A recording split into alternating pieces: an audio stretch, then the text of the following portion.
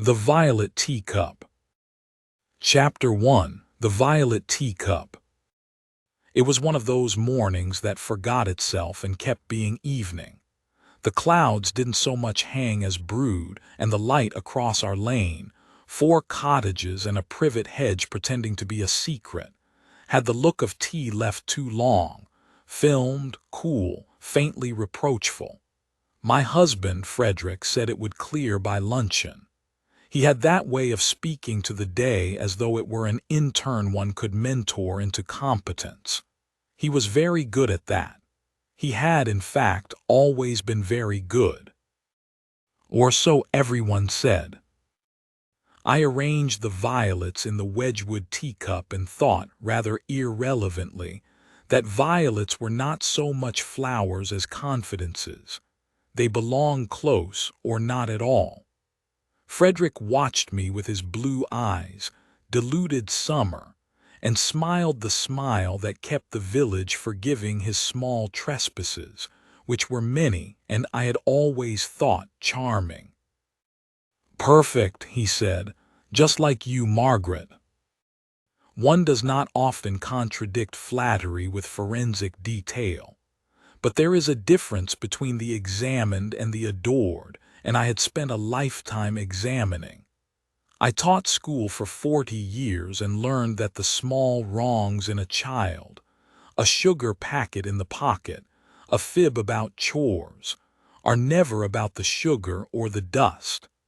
They are about something else one must name, or it grows fangs. The violets had a smell like old coins and rain. Frederick kissed the crown of my head as he passed, and for the briefest moment the air shifted, like the house had inhaled. It is a terrible thing to notice a house breathing, terrible and necessary. "Emma is coming by," I said. "She's worried about her nephew." "Emma worries professionally," Frederick said, light as a biscuit. "What about the nephew?" "Missing bread, missing coins. A nephew is a convenient thief. It is part of their job description. But the coins have been replaced with older ones of less value. That's not theft. That's exchange. And exchanges have reasons." He laughed in that polite way men do when they are not listening but wish to be credited for good nature. "You'll solve it, Margaret. You solve everything." It was not a compliment. It was a closing of a door with a bow. Chapter 2. The Lane. Our lane had its regular cast. There was Emma, who handled the mothers, Union like a general and baked like a grandmother. Her husband, Peter, who had never stopped being handsome and never quite started being kind. Mr. Childs of the Post, who took stamps like communion, and the Woodruffs at the corner, whose roses were suspiciously excellent and whose marriage was not. The 4th cottage was ours, ivy that had learned restraint, a path that remembered the feet of our son, Robert, who did not live here. He lived, broadly speaking, in a state of elsewhere. Frederick said we had given him too much free rein and too little instruction. I said we had given him one father too many and one childhood too little. These are the sorts of things one does not settle in a conversation, or even in a lifetime. I had begun noticing a peculiar habit in the lane. The cats, Mrs. Woodruff's ginger, Emma's calico, a black scamp who answered to nobody, refused the shadow of our gate after dusk. They would sit just beyond it, washing and blinking, and then go around by the hedge as though we had put up a sign requesting human guests only. It is unfashionable to give weight to the opinions of cats. It is also unwise to dismiss a creature that studies sleep for sport and knows where warmth is stored. I tucked the observation in my apron with the loose thread and the list of small shortages: matches, time, patience. At tea, Emma cried a bit over her missing coins, which is to say, she cried a bit over everything else, too. "They're swapped," she said, blowing her nose. "You see, I counted last week 2 pounds in pound coins in the jar. Now it's 3 shillings in old pennies. Who has old pennies?" "Collectors," I said. "Children, or someone who wants you to think it is a child." "Peter says it's the boy," she whispered. "He always says it's the boy." "Peter," I said, "often prefers a simple story. It makes him feel clever, but simple stories should be sharpened before use." Frederick brought the plate of shortbread, smiling at us like a lampshade. I was very fond of Frederick's shortbread. It had a snap like a good line of poetry. He put the plate down and touched Emma's shoulder in a way that was meant to be comforting and landed, to my eye, somewhere more proprietary. Odd how love learns to recognize the routes other hands take. "Don't fret," he said. "These small mysteries explain themselves." "Do they?" I asked, in a tone only a retired teacher and a cat could hear. Chapter 3: Doors. The breath in the house continued. It was so slight that I would have thought it my own if not for the timing. Always when Frederick entered a room, always with that tiny pull of the light one associates with a cloud crossing the sun. I mentioned it to him once, twice, 3 times in the minor way wives mention a loose tile or a wandering draught. "Perhaps you need spectacles," he said, smiling, and I almost forgave the condescension because that, too, has a familiar warmth. I checked the windows and found the latches sound. I checked the door frames, the vents, the chimney. There is dignity in doing the dull thing well. I lifted each violet, found their stems freshly trimmed, returned them to their water. On the sideboard, the bowl of loose keys had grown a new stranger. An old brass thing stamped STAGNES school. "Frederick," I called, "where did this key come from?"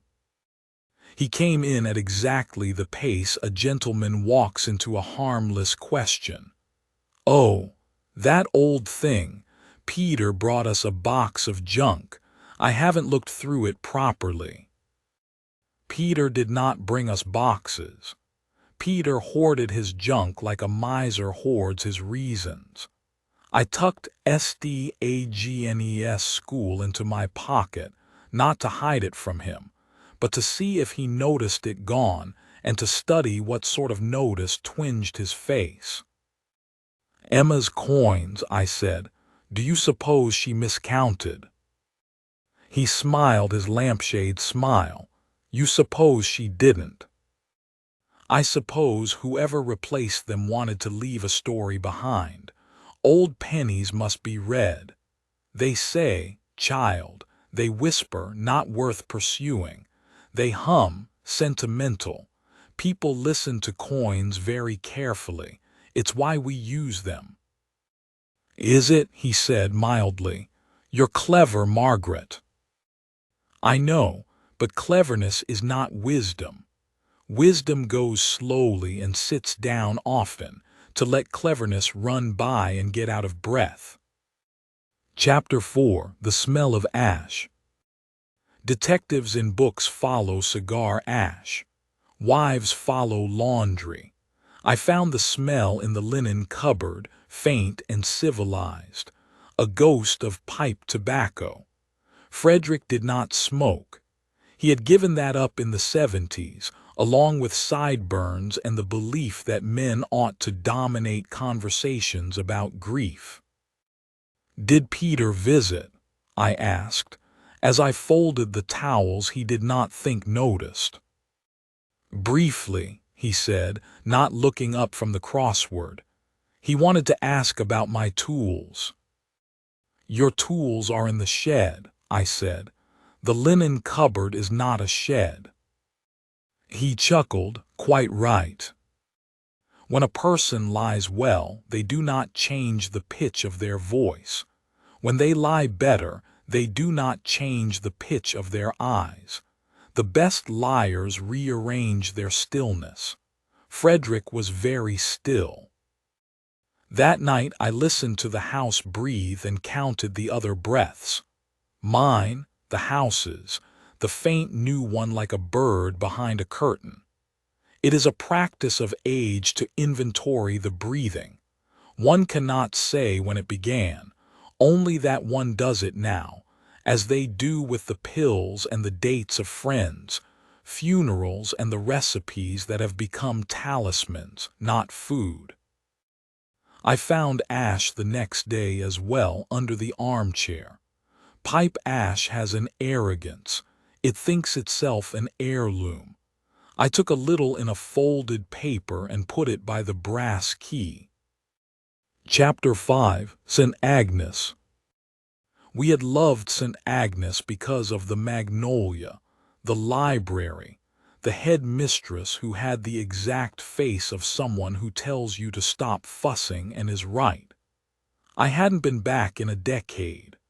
I went now with a tin of biscuits out of respect, because one does not ask questions of a place without also giving it a biscuit.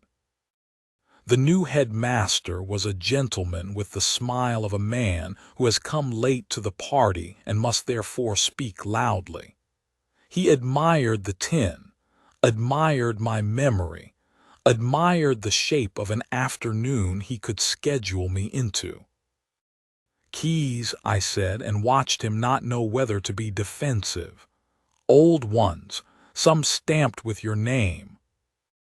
Oh, we changed all that years ago, he said, and laughed. Hardly a crime story. Hardly, I said. And yet keys go missing in pairs, the one on the ring, the one in the mind. Did you have a break-in? No, he said too quickly. Then forced to be honest by whatever remains decent in the world. A few small things years back, nothing worth the police. We had reason to think it was an old friend of the school, the sort who takes mementos. Ah, I said, mementos. On the way out, I stood under the magnolia and thought how flowers are honest about endings. They go to pieces in beauty and do not pretend it is otherwise.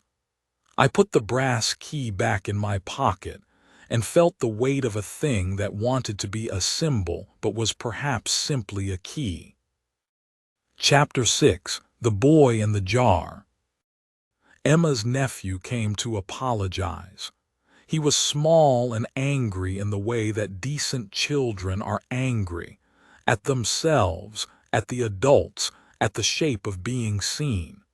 He held out the jar with the pennies. I didn't take them, he said. They were already like that. Peter said it was me.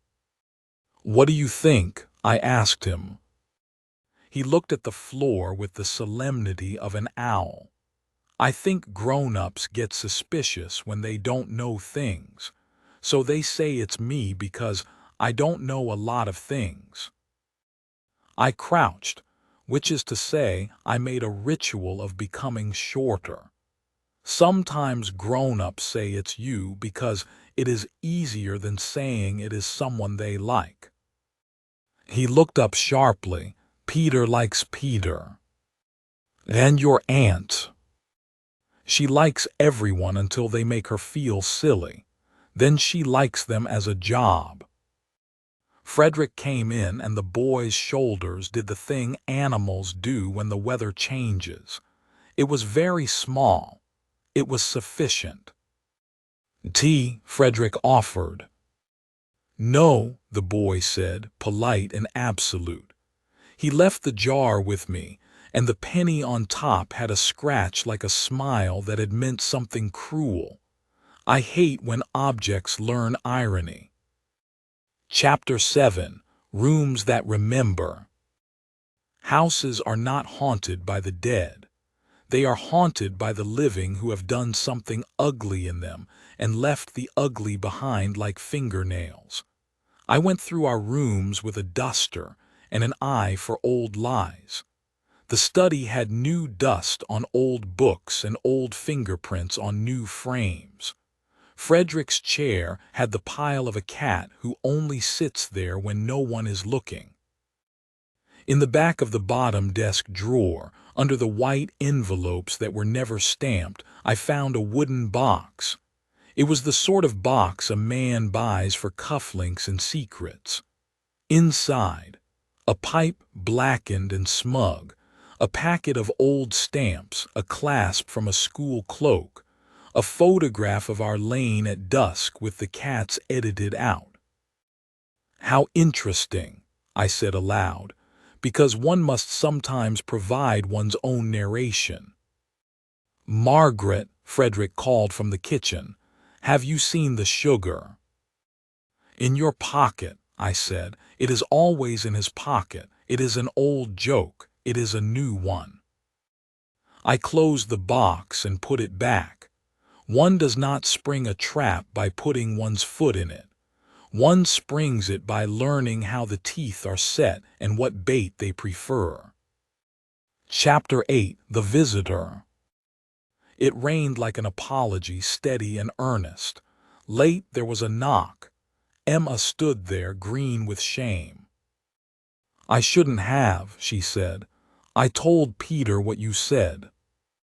"It is very hard to keep the right secrets from the wrong people," I said, and let her in. Peter was behind her, soaked and indignant.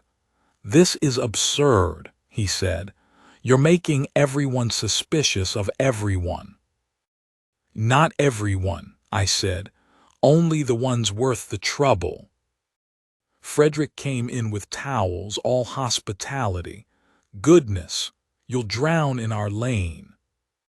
Peter looked at him the way men look at other men when there is a mirror between them. "Where were you last night?" he asked. "At home," Frederick said and sneezed. "Why?" Peter looked to Emma, who looked to me, which is to say the triangle closed, and I drew the line. "Someone was in Emma's kitchen," I said. "The window latch was lifted, and the cat dish was moved. They took nothing of value, unless you count the feeling of being safe, which I do." Emma cried again, faithfully. "Children," Frederick said, dismissive, "or Peter himself coming home drunk." Peter reddened in a style I had seen often and seldom enjoyed. "I don't." "You do," I said gently, "but not last night. Your breath smells of penance today." Frederick laughed. "Good Lord, Margaret, you've turned tea into interrogation." "Tea is interrogation," I said. "You just use cups instead of lamps." Chapter 9: The Hedge. I went out early with the kitchen scissors and cut the privet where it had learned arrogance. The cats watched, which I confess pleased me. I have always worked better with witnesses. Mrs. Woodruff stopped with a basket. "Did you hear?" she asked, delighted and disgusted in equal measure. "The church alms box emptied, then filled with foreign coins. Father says it's a prank. I say it's a message." "From whom?" I asked. She leaned over the hedge like a conspirator. "From someone who wants us to know they could take what matters but have chosen not to. Yet." I liked her use of yet. It is a word that keeps most people honest. I told her about the cats.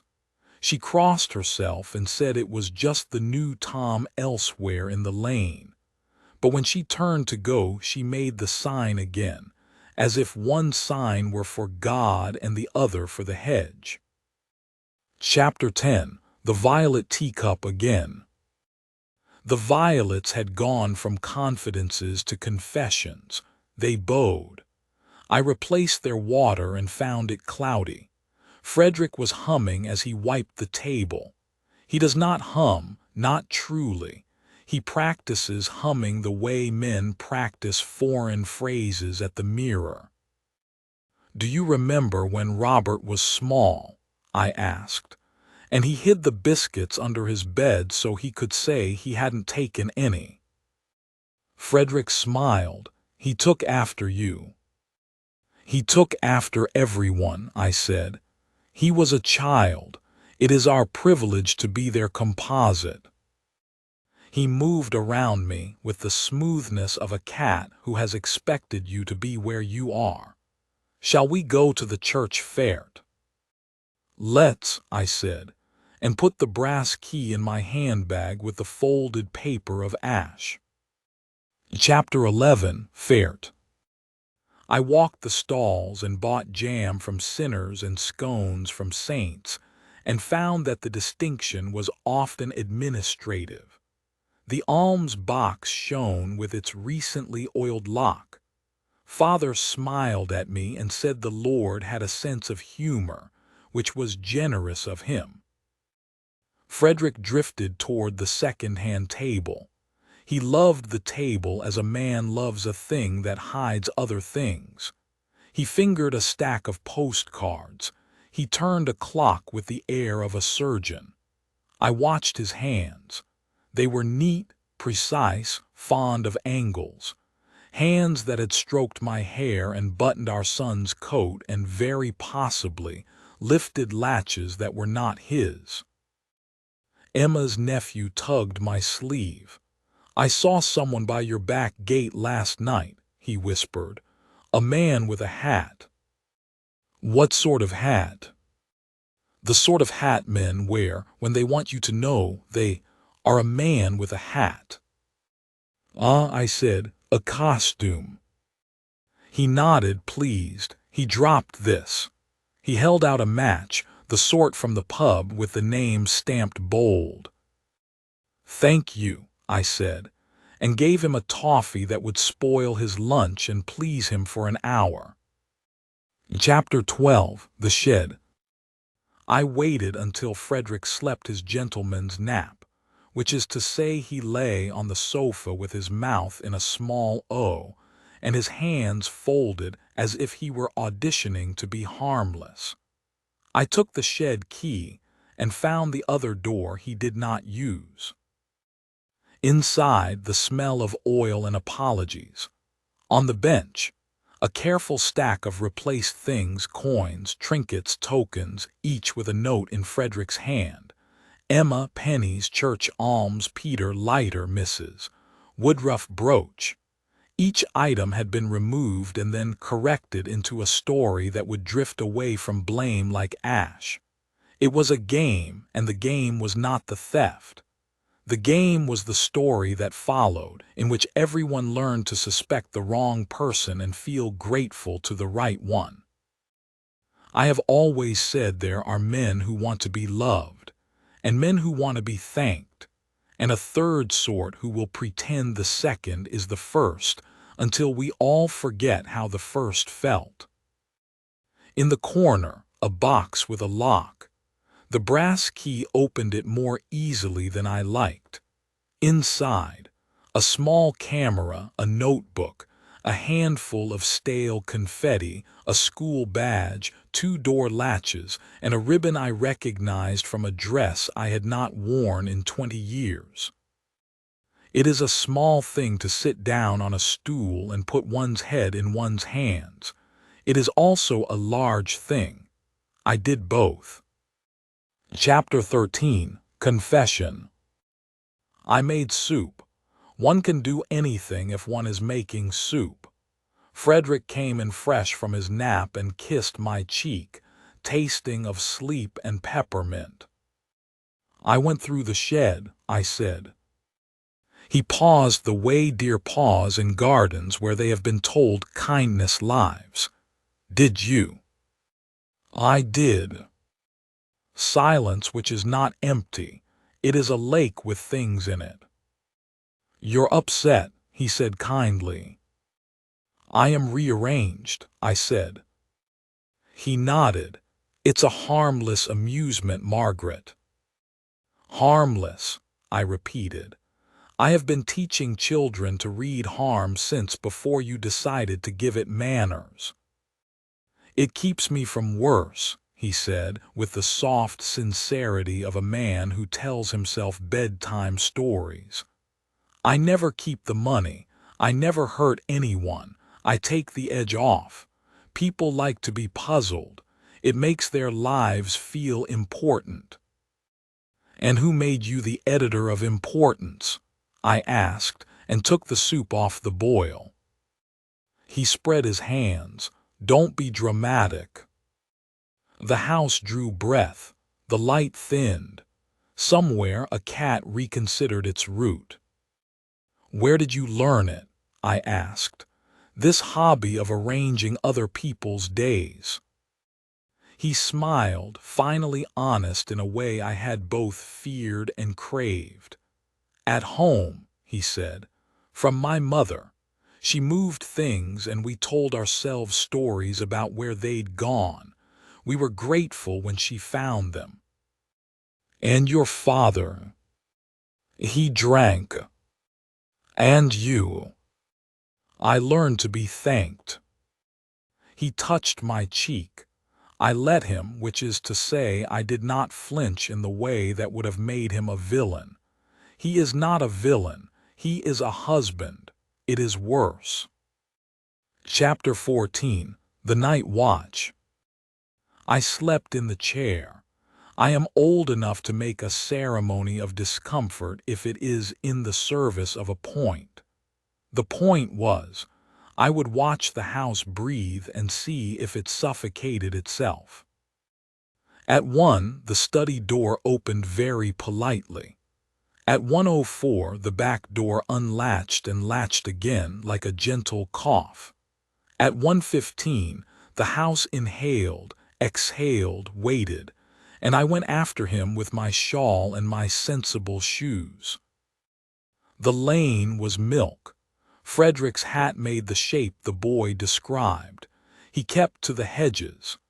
Cats parted around him with the ceremony one reserves for kings and rain. He visited doors like a collector evaluating provenance. At Emma's, he measured the sill with his eyes. At Mrs. Woodruff's, he admired his own reflection in her brass. At the church, he stood under the stone angel and whistled a bar of something jaunty and cruel. I followed to the corner where the street fails itself and becomes path and then becomes secret. There is a style to men when they are alone with their appetites. They grow boyish in the ghastliest ways. Frederick skipped a little. He hummed. He put his hand into his pocket and took out the SDAGNES key and turned it in nothing, for the pleasure of turning. "Frederick," I said, and my voice surprised the fog, "come home." He did not start. He turned, practiced, and smiled the smile designed for women who find them out and wish not to be heartless about it. "Margaret," he said, and bowed. "You oughtn't be out." "Ought," I said, "is a small word. It contains multitudes." He came toward me with his hands open.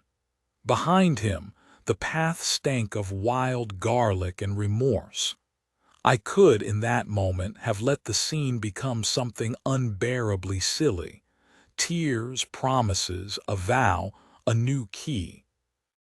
Instead, I took out the folded paper of ash and let it blow. It settled on his coat and on the fog and on the shape of our marriage like it had been waiting. He looked down at himself with the shock of a boy sent home from school for dirt. "It is not harmless," I said. "It is not small. You are making people crazy in their own kitchens. You are making children into alibis. You are wearing other people's safety like a hat." He wanted to be angry. He reached for it and did not find it. I have urges, he said. I require an audience, I said. You require to be thanked for not being worse.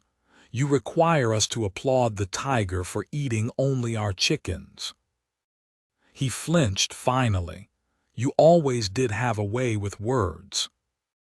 Words, I said, and tucked the ash back into nothing, are the locks for the doors you like to open. Chapter 15, Terms.